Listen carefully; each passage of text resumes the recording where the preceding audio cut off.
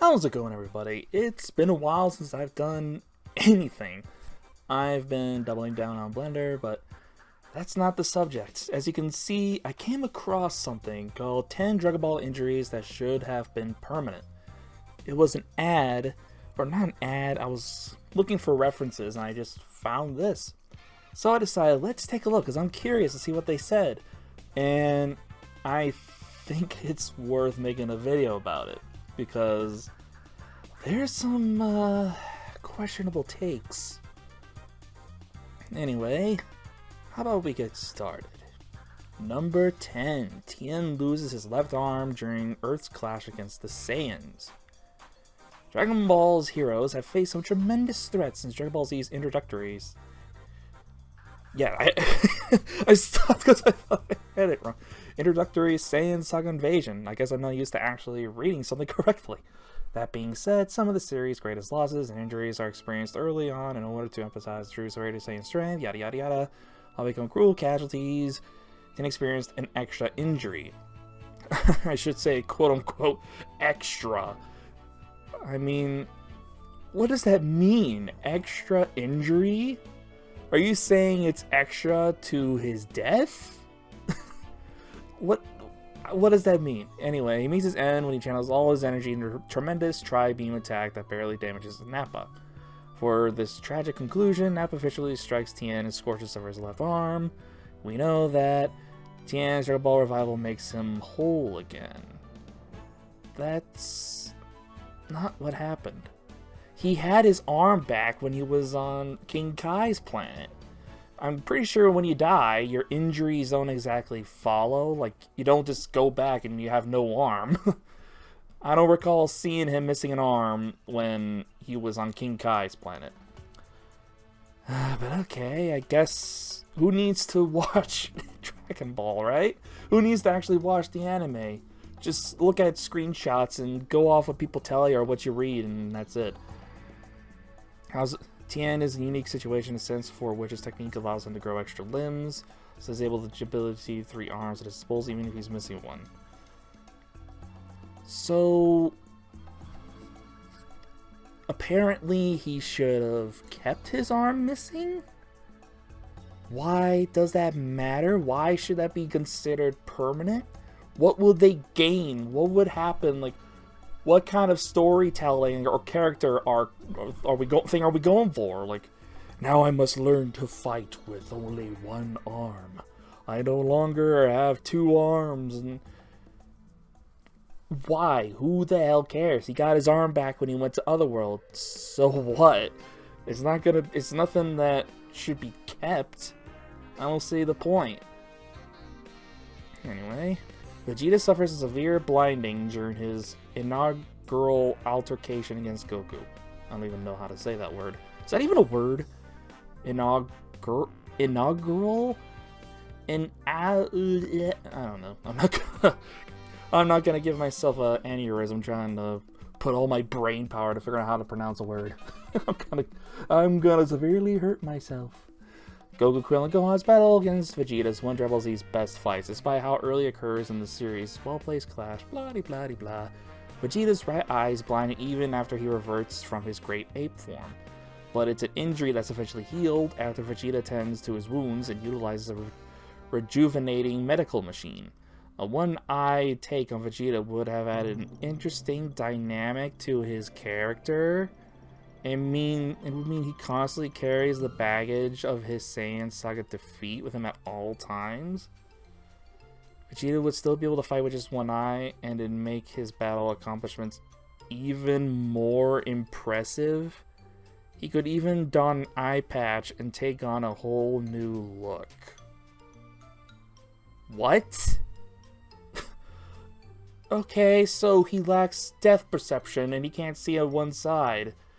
That's an accomplishment? I mean, Gohan managed to beat Cell with just one arm, but why would it be a big deal if he doesn't have, like, both eyes? What? Just, I'm trying to think of an example. It's been so long since I've seen Dragon Ball. Well, oh, right. There's one. Gohan, future Gohan was able to fight the androids with one arm. And if I recall, if he was in his Super Saiyan form, apparently, I don't know how accurate this info is, but apparently he is stronger than the androids, and the reason he lost because they have infinite energy, so they're able to outlast him, but still. He was able to fight with one arm, but does it really matter? He still lost in the end. So, is that a way, if he loses, it's just going to be like, oh, because he doesn't have both eyes? I don't know. It's a weird take to say that he'll constantly carry the baggage of his Saiyan Saga defeat, and it would be more impressive if he won with only one eye. When let's just remember, this is Vegeta, who has very little victories under his belt. I'm gonna be honest. Sorry for you Vegeta fans out there, but he doesn't really win often, so one eye, two eyes, is it really that impressive? Anyway, I've already spent like, what, 3 minutes on number 9. How is it impressive he can fight with one eye? He's not blind. I mean, look at Gohan. He was completely blind, and he was able to actually keep fighting. How about that? I mean, it just doesn't matter. Number 8, Piccolo willingly sacrifices an appendage when he battles against Imperfect Cell. We're going to skip to the bottom paragraph because all it is just going over what happened before Piccolo reveals that is all part of his plan. An interesting development would have been if Cell's unusual DNA cocktail, which includes Namekian genetic material, was somehow able to overpower Piccolo's abilities. The Cell saga is full of harrowing moments, and it'd be incredibly powerful to see Piccolo try to regenerate his lost arm, only to learn that he can't. A one-armed Piccolo from the Cell Saga onward would be a distinct dynamic to his character. He'd still be able to execute a signature special beam cannon attack and his malleable demon hand techniques. Malleable demon hand techniques. It just makes me imagine memes that was probably just him flipping people off. Demon finger gesture. I don't know, I can't think of anything fun else. His one remaining arm could at least reach extreme lengths. Okay. Because of Cell's unusual DNA cocktail, his genetics that are, by the way, Piccolo's genetic. It didn't get it from Guru or Nail. If I recall, the DNA is from Piccolo. So if you're saying it would have been interesting that Cell's unusual DNA, which goes to Namekian, would overpower Piccolo's abilities somehow, that doesn't make sense. It's like you're using Piccolo's ability to cancel Piccolo's. Honestly, I don't see the logic, because that's Piccolo's DNA. If anything, it would probably, I don't know, enhance. It'll do the opposite. I mean, that's his DNA. And how can Namekian genetic material overpower Piccolo's and stop him from regenerating when the Namekian genetics involves regeneration, which is why it was crucial to give that genetic material to Cell, because Piccolo's regenerative abilities would have been perfect for Cell's build-up, so he doesn't have to worry about losing limbs. So using Namekian genetic material to overpower Piccolo's doesn't make sense. You're using Namekian against Namekian. If anything, it would help regenerate faster. It's like, I don't know, it's like saying using Super Saiyan to cancel out Super Saiyan. I don't fucking know. I can't think of anything. But I just don't see how that makes sense. It's Namekian mixing with Namekian. Why would that cancel out his regenerative abilities? Number 7, Goku's dormant Heartfire should have become a permanent condition.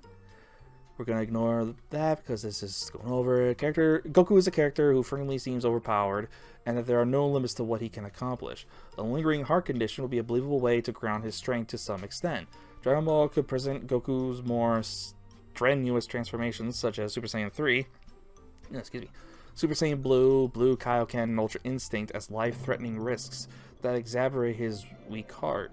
Goku could train and learn how to fight in a less taxing manner that keeps his heart safe and instead puts pressure.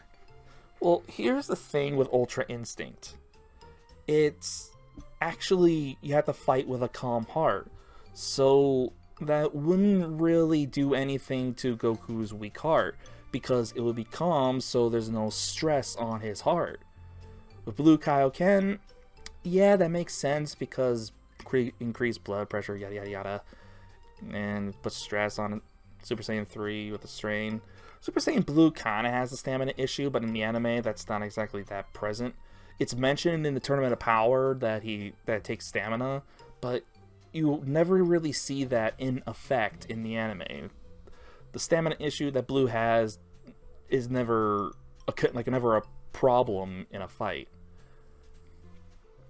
But the thing is, with that heart condition, it's deadly. It killed him in the alternate future. So having it be a condition that stays wouldn't really make sense, because it's a deadly heart virus. So he wouldn't really be alive for his heart to be an issue in a fight, you know? Plus, it would really limit Goku's growth and strength growth and all that. It will be extremely limited. There's already other things that make fights difficult, and it's just giving him a heart problem is... Well, I see a weak heart can be a condition that would be a problem with Blue Kaioken in Super Saiyan 3 and maybe Super Saiyan Blue. Ultra Instinct, no, because the heart would be calm, so there's no risk, there's no stress on the heart, so even if it's weak, it wouldn't really matter. The only problem is the body couldn't handle the God Ki for an extended period of time. Though later on, apparently he'll master it, so that will be an issue. But why must Goku have this heart virus? That just doesn't make sense. Why should it be a permanent condition? It will limit his growth, and it's just, might as well get rid of him. Let the heart virus kill him, because he won't really be able to do much. It's kind of pointless, you know? Plus, again, it's deadly, so it can't exactly be permanent, because he'll be dead. Number 6. Dr. Gero gives Yamcha a near-fatal chest wound.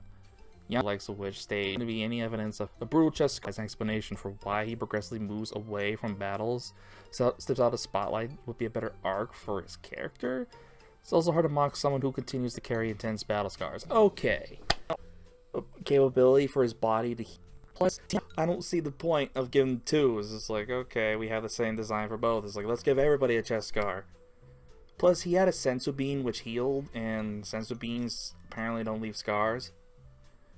As far as I can tell, because Goku in his tournament fight with Piccolo, that injury is apparently gone. There are scars, but then they just disappear.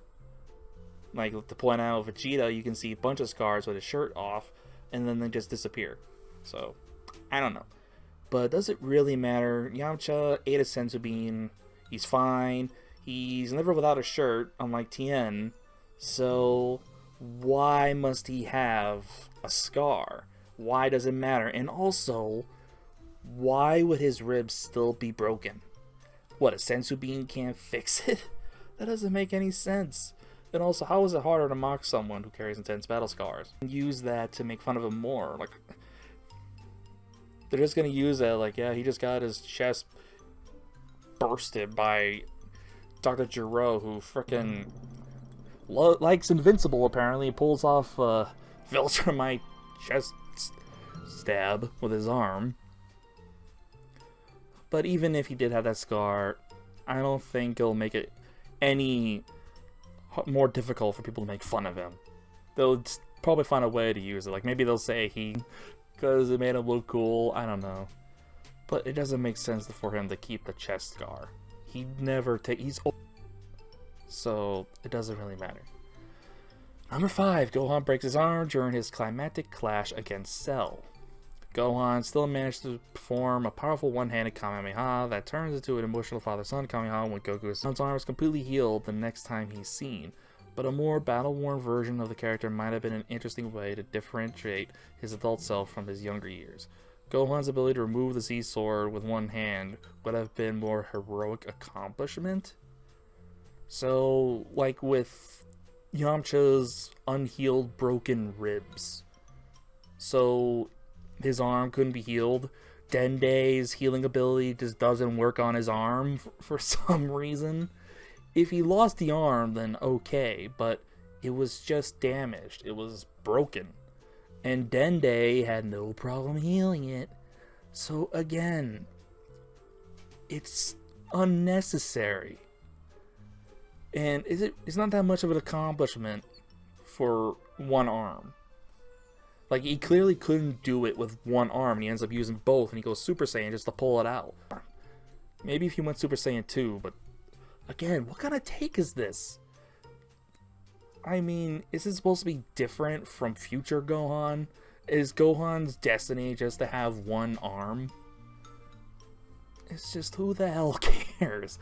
It was broken, Dende healed it, okay. If he actually lost the arm, then yeah.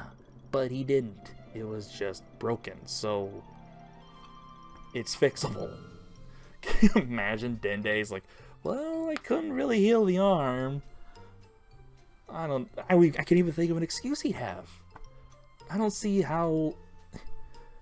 So, what is with this guy? Apparently all bones can stay broken? Just. Number 4. Krillin severs Frieza's tail while he's in his second form. The sliced tail will largely him in battle. However, this is all the more of a reason why this injury should have remained permanent. A sliced tail would force Frieza to never forget he's previously been humbled, and it would consistently show anyone new that he encounters that he is not invincible, despite his reputation. Well, he was clearly easily able to regenerate it when he transforms into his next form. Plus, I'm pretty sure the tail wouldn't be permanently gone, because in Super, he goes into an advanced healing tank, and it grows everything back, so he would have gotten his tail. So, I mean, he's also been beaten by Goku and Trunks, and considering that everyone will finds out he's dead as time goes on, his empire is just crumbling because of his absence, that he's clearly not invincible. He died, and Sorbet had to take over, and it's clear by the time of Super, his empire's not doing it once everyone found out he was dead. And everyone's rebelling because Frieza's not there to enforce his empire with his mere strength. And just because he lost his tail doesn't mean he's not invincible. Like, yeah, it shows he's vulnerable, but I don't think it'll give anyone courage to fight him, because there's barely anyone in the universe strong enough to challenge him. So, who cares? It's just a tail.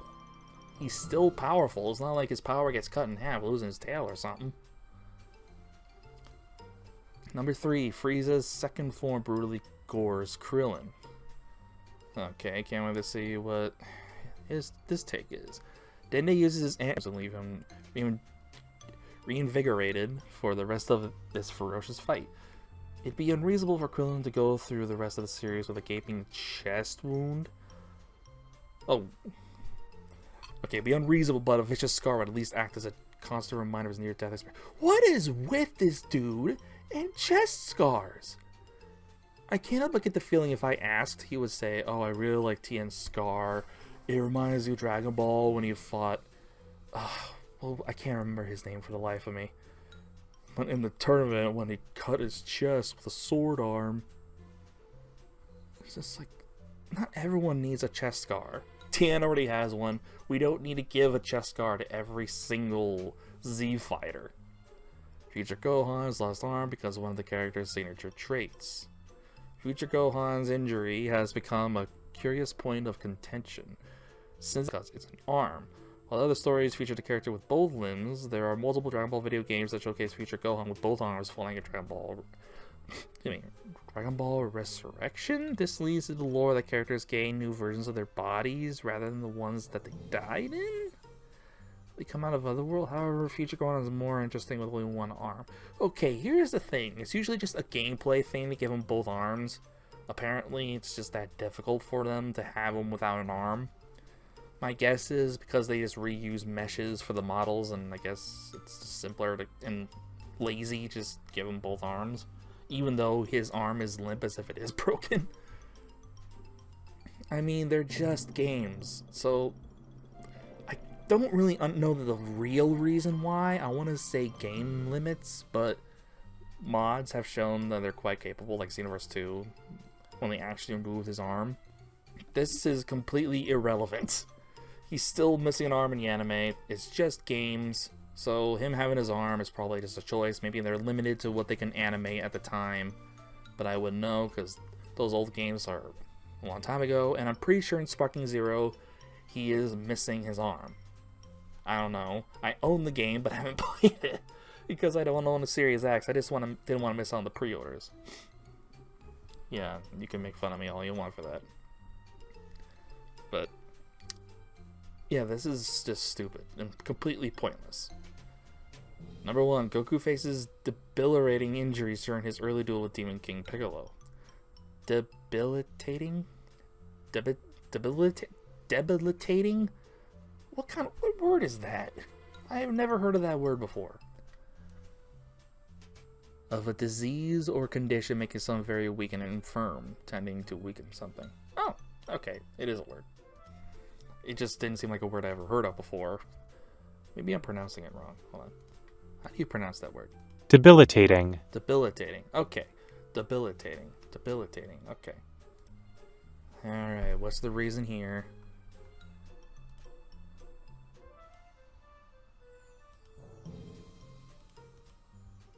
Apparently he used telekinesis to chuck rocks at him, I guess? I never watched Dragon Ball. It'll face Dragon Ball and is taking a new tier of evil and presents Goku with a general challenge. It's incredibly inspirational to see Goku adapt to his injuries and still find a way to triumph. This could have become a challenging turning point for the character when he consistently learns how to fight with only one of his arms. Lucas Piccolo Jr. even referenced his past fight when Piccolo pledges to not make the same mistake as his father, and he breaks both of Goku's arms and legs. However, even in this scenario, he's able to come out through the use of inspired headbutt that knocks Piccolo out of bounds. So why?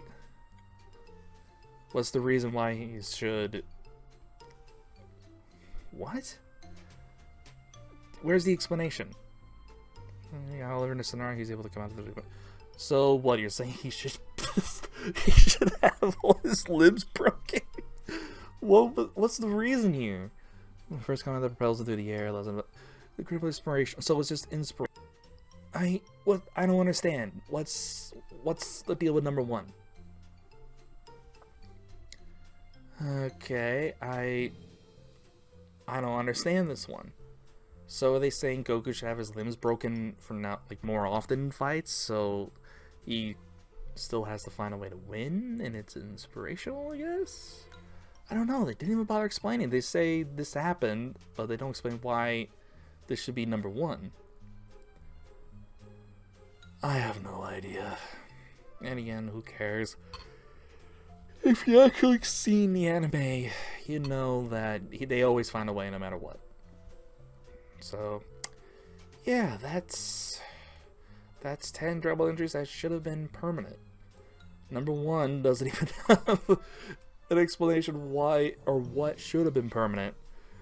Given the title and that it's number 1, are they saying Goku should have arms and legs broken? Can you imagine he's just slugging himself by the chin, just worming himself around, just I don't know. What kind of take of what's supposed to be permanent? Why does everyone need a chest wound? Why bring up Gohan's one arm in games at all? Even when you can barely see her, Android 18 is still hot. Why does Krillin need a chest wound? And why does Yamcha need to have permanent broken ribs when bones can heal? Especially if you ate a damn sensu bean. Why does he need a chest scar when he's always wearing a shirt? Did you even watch Dragon Ball? Or are these the screenshots he looked at and he's just like, yeah, let's go along with that? Why does Kokunin have a permanent heart condition when the heart virus is deadly? It killed him in the future. Why does the Namekian DNA from Piccolo make Piccolo's regeneration cancel? Like, that doesn't make sense.